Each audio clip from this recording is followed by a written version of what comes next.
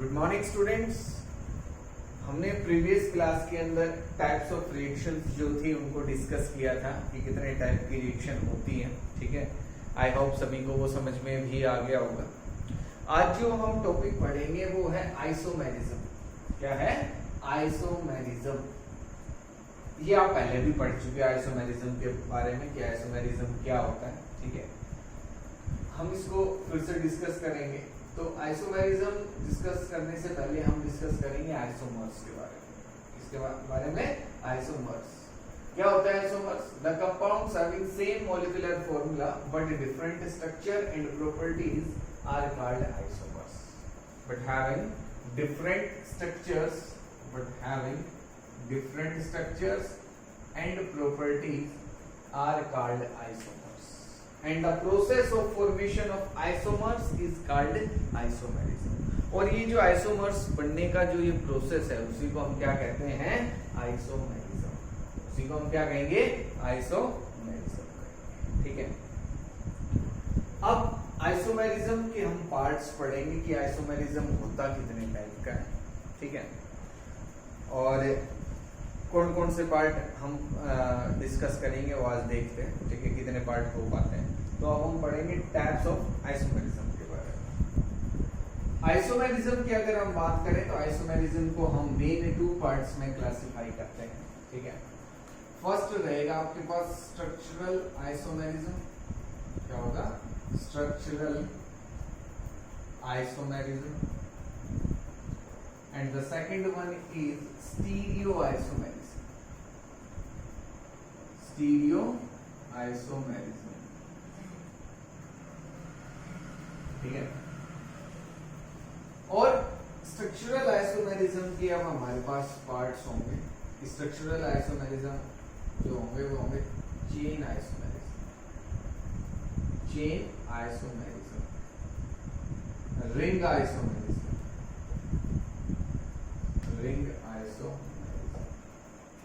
Chain isomerism.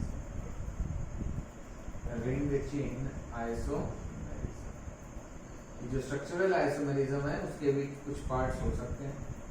ठीक है, chain isomerism, ring isomerism, ring chain isomerism और positional isomerism.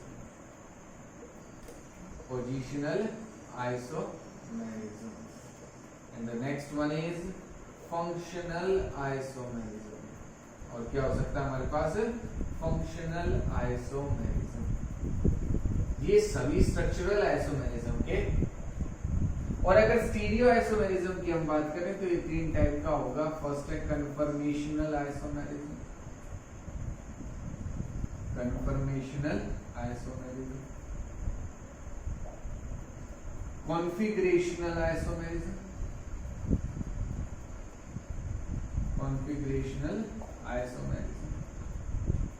and the last one is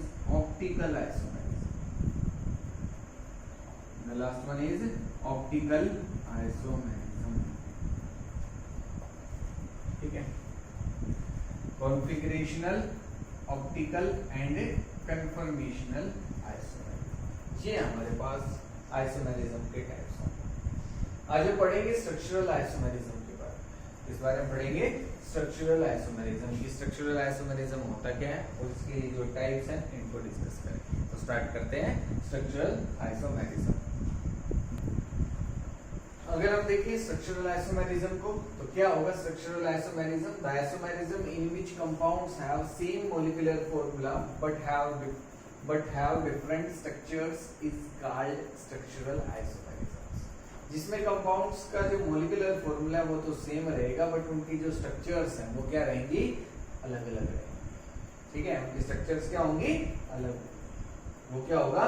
structural isomerism. अब इसका जो फर्स्ट पार्ट था या फर्स्ट पार्ट जो है वो है चेन आइसोमेरिज्म। क्या आपके पास?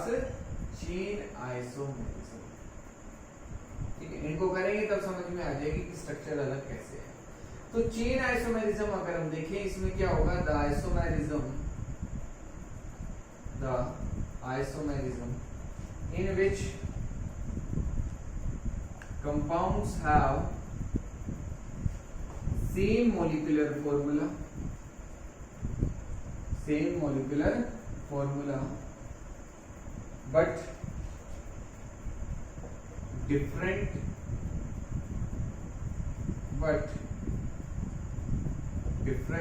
have different chain lengths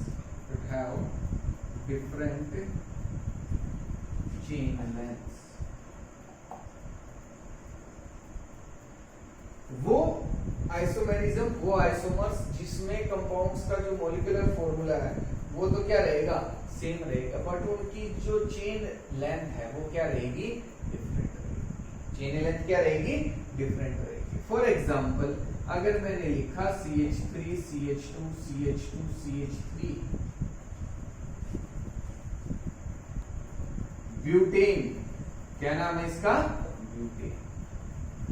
और अब इसका जो मॉलिक्यूलर फॉर्मूला है वो क्या है, C4H10, C4H10, 4 कार्बन और 10 हाइड्रोजन। और एक स्ट्रक्चर मैंने ये बनाई CH3 CH CH3 और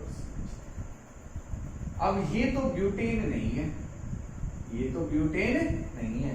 मॉलिक्यूलर फॉर्मूला तो सेम है, C4H10 and it's name is 2-methyl propane, 2-methyl propane। अलग हो गया। जो चेन लेंथ है, जो मेन चेन, जो पेरेंट चेन है वो बदल गई। यहाँ ब्यूटेन था 4 थे, यहाँ 3 ही। तो ये क्या है आपके पास, चेन आइसोमर्स, कि जिसमें चेन लेंथ जो है वो क्या रहेगी, अलग रहेगी। उनको हम चेन आइसोमर्स बोलेंगे या चेन आइसोमेरिज्म उसको कहा जाएगा। ठीक है, ये फर्स्ट पार्ट था। नेक्स्ट देखेंगे रिंग आइसोमेरिज्म, वो क्या है उसको देखते हैं। नेक्स्ट अगर हम बात करें रिंग आइसोमेरिज्म की तो क्या होगा, the isomerism in which compounds have same molecular formula but size of the ring is different, the size of the ring are different, but जो रिंग का साइज होगा वो अलग अलग रहेगा। फॉर एग्जांपल मैंने एक रिंग फॉर्म की 4 मेंबर्ड रिंग, ठीक है, इसका फॉर्मूला क्या है, C4H8, क्या है, C4H8, 4 कार्बन है और हर कार्बन पे 2 हाइड्रोजन है, तो 8 हाइड्रोजन हो गए। और एक इसी फॉर्मूले का मैं एक और स्ट्रक्चर, एक और रिंग में बना सकता हूँ, वो भी कुछ यहाँ CH। तो अभी हम देखें तो मॉलिक्यूलर फॉर्मूला तो सेम रहेगा। यहाँ कार्बन है, इस पे 2 हाइड्रोजन है। ये मैं अगर नहीं भी दिखा रहा तो अंडरस्टूड है कि इस पे 2 हाइड्रोजन है। 4 वैलेंसी पूरी करनी है तो इसी तरीके से होगी। 2 हाइड्रोजन इधर है, 4 और 1 इस पे आएगी, 5 5 और 3 8 हाइड्रोजन होगी और 3 कार्बन ये है और 1 ये है, 4 कार्बन। तो इनका मॉलिक्यूलर फॉर्मूला तो सेम है बट इनकी जो रिंग है उसका जो साइज है वो अलग अलग है। It is 4 membered ring and it is 3 membered ring. These R ring isomers. इनको हम क्या बोलेंगे, रिंग आइसोमर्स, और इस प्रोसेस को रिंग आइसोमेरिज्म, ठीक है, दीज आर रिंग आइसोमर्स। ठीक है, अब नेक्स्ट देखते हैं रिंग चेन आइसोमेरिज्म, वो क्या है उसको पढ़ते हैं।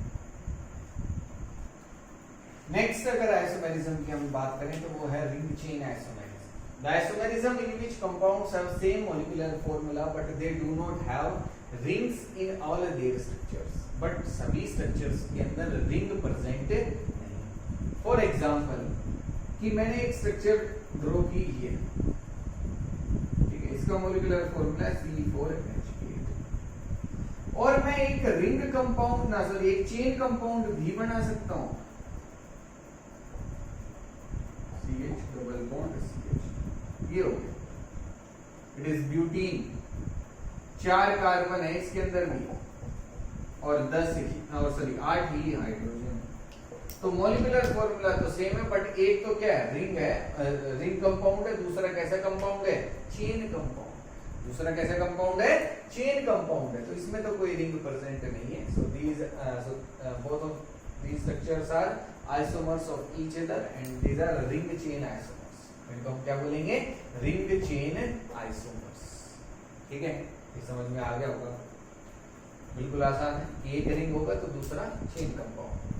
अब नेक्स्ट हम पढ़ते हैं पोजिशनल आइसोमेरिज्म, वो क्या है उसको देखते हैं। नेक्स्ट अगर हम बात करें पोजिशनल आइसोमेरिज्म की तो क्या होगा positional isomerism, the isomerism in which compounds have same molecular formula but the position of substituents or functional groups are not same. जो सब्स्टिट्यूएंट होंगे या जो फंक्शनल ग्रुप्स होंगे उनकी जो पोजीशन है वो सेम नहीं रहेगी, मॉलिक्यूलर फॉर्मूला तो सेम रहेगा। फॉर एग्जांपल अगर मैंने एक स्ट्रक्चर ड्रॉ की CH3 CH2 CH CH2 CH3 और यहाँ मैंने एक CH3 ग्रुप लगा दिया, मैं कैसा ग्रुप लगा दिया, तो इसका जो मॉलिक्यूलर फॉर्मूला है, ठीक है, वो क्या होगा, C6H14 क्या होगा, C6H14। अब एक और अगर मैं स्ट्रक्चर ड्रॉ करूं CH3 CH2 CH2 CH CH3, यहां भी C6H14, दोनों का मॉलिक्यूलर फॉर्मूला तो सेम है बट जो सब्स्टिट्यूएंट की पोजीशन है वो अलग अलग है। इसमें अगर हम देखें तो आपके पास जो पोजीशन आएगी 1 2 3 4 5, कहीं से भी हम स्टार्ट कर सकते हैं, इधर से भी इसको थर्ड पोजीशन मिलेगी। यहाँ अगर हम देख रहे हैं तो इस सब्स्टिट्यूएंट को कौन सी पोजीशन मिल रही है, सेकंड, और यहाँ कौन सी थी, थर्ड। तो मॉलिक्यूलर फॉर्मूला तो सेम है बट जो सब्स्टिट्यूएंट की पोजीशन है वो क्या है, अलग अलग। और देख सकते हैं कि एकदम CH3 CH2 CH2 OH, और एक स्ट्रक्चर में बना सकता हूं कि CH3 CH3 और इधर क्या लगा दिया मैंने, इधर क्या लगा दिया, तो OH की जो पोजीशन है वो चेंज हो गई, ये यहाँ फर्स्ट पोजीशन पे था और इधर कौन सी पोजीशन मिल गई इसको, सेकंड, और यहाँ फर्स्ट। तो दोनों का मॉलिक्यूलर फॉर्मूला तो सेम है बट जो सब्स्टिट्यूएंट है या पोजीशन जो फंक्शनल ग्रुप है उसकी पोजीशन क्या है, अलग अलग है। तो these are known as positional isomers and the process is known as positional isomerism. अब लास्ट हम देखते हैं फंक्शनल आइसोमेरिज्म, वो क्या है, नेक्स्ट अगर आइसोमेरिज्म की बात करें तो वो है फंक्शनल आइसोमेरिज्म, लास्ट होगा किसमें, स्ट्रक्चरल आइसोमेरिज्म। क्या होता है ये, the isomerism in which compounds have same molecular formula but the functional group is different, but the functional group is different, जो फंक्शनल ग्रुप होगा वो अलग होगा। कैसे, फॉर एग्जांपल अगर मैंने लिखा CH3 CH2 OH और एक स्ट्रक्चर अगर मैं फॉर्म करता हूं इसी मॉलिक्यूलर फॉर्मूले से तो वो होगी CH3OC। यहां अगर देखेंगे तो C2H6O C2H6O, दोनों का मॉलिक्यूलर फॉर्मूला तो सेम है बट जो फंक्शनल ग्रुप है वो अलग है। यहाँ तो फंक्शनल ग्रुप है आपके पास अल्कोहल, जिसमें OH आता है वो क्या होगा, अल्कोहल, और यहाँ अगर हम देखें तो ये ईथर है, कौन सा फंक्शनल ग्रुप है, ईथर, ROR, क्या होता है, ईथर। तो फॉर्मूला तो सेम है मॉलिक्यूलर फॉर्मूला बट जो फंक्शनल ग्रुप है वो क्या हो गया, अलग हो गया। And alcohols are always functional isomers of ethers, ये हमेशा किसके फंक्शनल आइसोमर्स होंगे, ईथर्स के ही होंगे, किसी और के नहीं हो सकते। और देखो फॉर एग्जांपल जैसे कि आपके पास है CH3 CH2 C double bond OH, या हम CHO भी लिख सकते हैं, और इससे एक कंपाउंड ये भी फॉर्म हो सकता है C3H6O C3H6O, दोनों का मॉलिक्यूलर फॉर्मूला तो सेम है बट यहाँ तो आपके पास एल्डिहाइड है और यहाँ क्या आपके पास कीटोन, ये कौन सा फंक्शनल ग्रुप है, कीटोन, और ये कौन सा है, एल्डिहाइड। तो aldehyde and ketones are always functional isomers of each other. Alcohol कभी भी कीटोन का फंक्शनल आइसोमर नहीं होगा, एल्डिहाइड कभी भी अल्कोहल का फंक्शनल आइसोमर नहीं होगा, ये दोनों आपस में हमेशा फंक्शनल आइसोमर्स होंगे और अल्कोहल और ईथर हमेशा आपस में फंक्शनल आइसोमर्स रहेंगे। ठीक है, ये समझ में आ गया होगा आपको एग्जांपल। और देखते हैं कुछ एग्जांपल्स कि अगर आपके पास है कार्बोक्सिलिक एसिड, क्या है आपके पास है carboxylic acid, for example CH3 CH2 COOH, क्या है ये कार्बोक्सिलिक एसिड, कार्बोक्सिलिक एसिड। और इससे एक स्ट्रक्चर हम कुछ इस तरीके से भी बना सकते हैं, these are ester, इसके अंदर कौन सा फंक्शनल ग्रुप है, तो दोनों का मोलिकुलर फॉर्मूला तो सेम है, बट जो फंक्शनल ग्रुप है वो चेंज हो गए। यहाँ तो कार्बोक्सिलिक फंक्शनल ग्रुप था कार्बोक्सिलिक एसिड, और यहाँ कौन सा आपके पास एस्टर।